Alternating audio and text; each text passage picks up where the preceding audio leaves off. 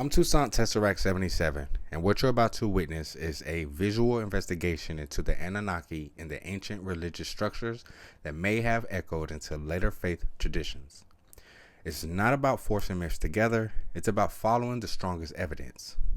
So, right here, the film begins in ancient Mesopotamia, where the Anunnaki appear not as one god, but as a class of divine powers. The point of this section is simple. The earliest sacred world we're examining was indeed plural, layered, and politically tied to civilization itself. Now, the documentary shifts into the flood tradition, because this is one of the clearest historical bridges we actually have. Remember the great flood of Noah? The Mesopotamian flood stories actually come first. And you're watching the visual grammar of warning, catastrophe, preservation, and survival itself begin to unfold.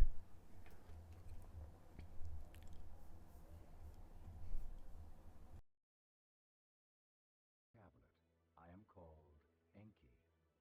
In the older worlds, I stood among a company of...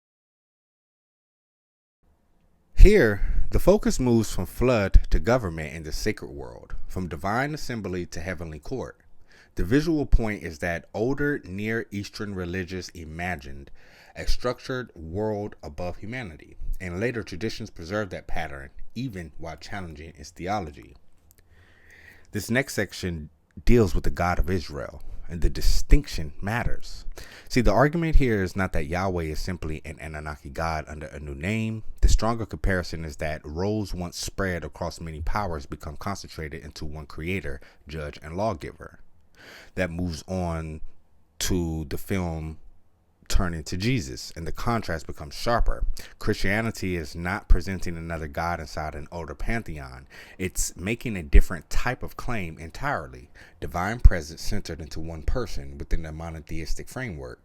And speaking of monotheism, this section moves into Islam, where the contrast becomes even more absolute.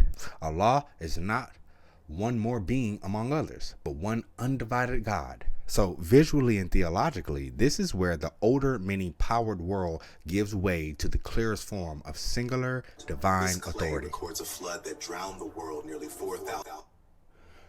And this is the synthesis. What carried forward was not a secret chain of identical gods, but recurring structures: flood, law, judgment, and sacred rule. And the human attempt to understand how higher power enters history. This is the thread connecting this entire piece. So now that you know what you're looking at, watch the full piece again from the beginning, this time without commentary, and let the imagery speak for itself. Peace.